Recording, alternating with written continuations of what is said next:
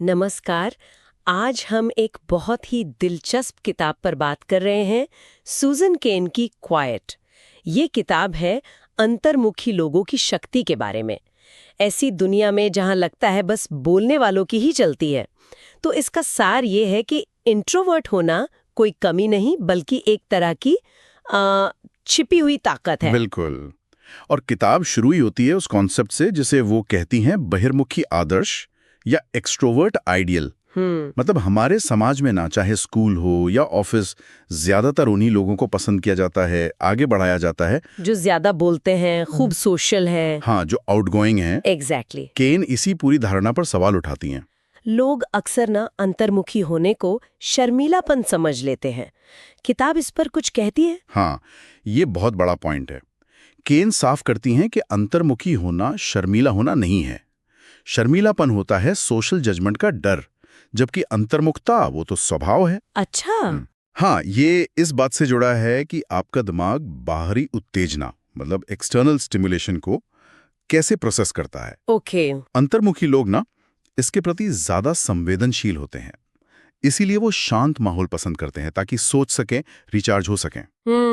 ये तो साइंस वाली बात हो गई। हाँ, काफी हद तक बायोलॉजिकल है ये, मस्तिष्क की केमिस्ट्री से जुड़ा हुआ। तो इसका असर हमारी रोजमर्रा की जिंदगी पर, स्कूलों पर, काम करने की जगहों पर कैसे पड़ता है? बहुत ज्यादा। सोचिए आजकल स्कूलों में कितना जोर है ग्रुप एक्टिविटीज पर। हाँ, टीम वर्क, कोलैबोरेशन। बिल्कुल। अब ये उन बच्चों के लिए मुश्किल हो सकता है जो अकेले में बेहतर सोचते हैं, गहराई से सोचते हैं, उन्हें मौका ही नहीं मिलता। और दफ्तरों में भी तो यही होता है। ओपन ऑफिस प्लान्स और लीडरशिप के लिए अक्सर उसे ही चुना जाता है जो ज्यादा करिश्माई हो, ज्यादा बोलता हो। सही कहा। जबकि किताब में रिसर्च है जो बताती है कि अंतर्मुखी लीडर्स कई बार ज्यादा असरदार होते हैं। सच में? ये कैसे? खासकर उन टीम्स के साथ जो प्रोएक्टिव हों, मतलब खुद आइडियाज लेकर आती हों, क्योंकि अंतर्मुखी लीडर दूसरों को ज्यादा ध्यान से सुनते हैं, उनके आइडियाज को जगह देते हैं, उन्हें एम्पावर करते हैं। ये तो दिलचस्प है। कोई उदाहरण है किताब में? कई हैं, जैसे रोजा पार्क्स का जिक्र है। उनकी शांत दृढ़ता ने कितना बड़ा बदलाव लाया। हाँ, बिल्कुल। या फिर एप्पल के को फाउंडर स्टीव वोजनियाक, वो तो अकेले काम करके ही बेहतरीन चीजें बनाते थे। मतलब अकेले काम करने की, एकांत की अपनी ताकत है। बहुत ज्यादा। केन इसे एकांत की शक्ति कहती हैं। क्रिएटिविटी, नए आइडियाज ये अक्सर अकेले सोचने से ही आते हैं। डार्विन, आइंस्टाइन, कितने ही बड़े विचारक अकेले काम करना पसंद करते थे। आजकल तो ये बहुत मुश्किल लगता है, हमेशा कनेक्टेड रहना पड़ता है। इसीलिए केन कहती हैं कि एकांत की अहमियत समझना जरूरी है। किताब में एक लाइन है, एकांत मायने रखता है और कुछ लोगों के लिए ये वो हवा है जिसमें वे सांस लेते हैं। वाह, ये तो बहुत गहरी बात है। है ना? ये सिर्फ पसंद की बात नहीं, जरूरत है कुछ लोगों के लिए।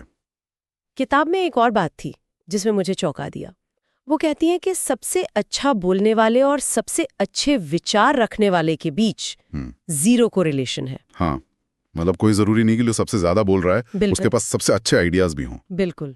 ये हमारी पूरी लीडरशिप और काबिलियत की समझ को चैलेंज करता है। और इसमें कल्चर का भी रोल है शायद। बिल्कुल। केन बताती हैं कि कैसे पश्चिमी संस्कृतियां, खासकर अमेरिकी संस्कृति, इस एक्सट्रोवर्ट आइडियल को बहुत बढ़ावा देती हैं। अच्छा। जबकि कई पूर्वी संस्कृतियों में, जैसे एशिया में, वहां शालीनता, संयम, ध्यान से सुनना, इन गुणों को ज्यादा महत्व दिया जाता है, जो अक्सर अंतर्मुखता से जुड़े होते हैं। तो जिसे हम आइडियल मान रहे हैं, बिल्कुल, वो यूनिवर्सल नहीं है। बिल्कुल नहीं, काफी हद तक कल्चरल है। तो कुल मिलाकर ये किताब एक तरह से अंतर्मुखियों को आवाज देती है। बिल्कुल। उन्हें कहती है कि आप जैसे हैं, ठीक है, आपकी अपनी ताकत है। हाँ, और सिर्फ अंतर्मुखियों को ही नहीं, ये बहिर्मुखियों को भी समझने में मदद करती है कि शांत लोगों का क्या महत्व है। ये पेरेंट्स के लिए, टीचर्स के लिए, मैनेजर्स के लिए, मतलब हर किसी के लिए फायदेमंद है जो इंसानी व्यवहार को समझना चाहता है। ये स्थापित धारणाओं को चुनौती देती है, सोचने पर मजबूर करती है। सही कहा। तो चलिए इस बातचीत को यहाँ रोकते हुए एक सवाल छोड़ जाते हैं। अगर शांत होकर सोचना और ये एकांत इतने ही शक्तिशाली हैं, तो आज की इस भागदौड़ वाली, हमेशा ऑन रहने वाली दुनिया में हम जानबूझकर अपनी जिंदगी में इनके लिए थोड़ी और जगह कैसे बना सकते हैं?